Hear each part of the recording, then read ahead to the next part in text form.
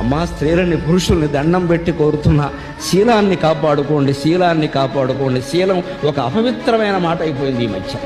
శీలం గురించి ఎవడన్నా మాట్లాడితే వాడిని చేదస్తుడు అంటాం. శీలం లేనిదే బతుకు జీవితం లేదు. శీలం లేనిది దండగ, బతుకు ఉండడమే దండగ.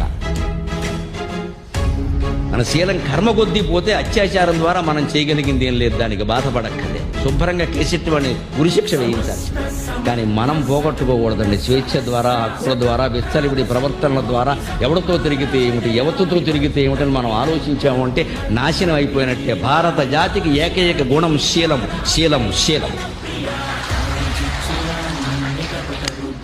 భారతదేశ ఔన్నత్యాన్ని గురించి వివేకానందుడు 1893లో చికాగో వెళ్ళినప్పుడు అనేక సభల్లో అక్కడ పాల్గొంటే సరదాగా ఒక చోట మాట్లాడినప్పుడు అడిగారట, ఇన్ని మాటలు చెబుతున్నారు మీ హిందుత్వాన్ని గురించి, మీ దేశాన్ని గురించి, మీ దేశాన్ని మొత్తం ఒక్క పదంలో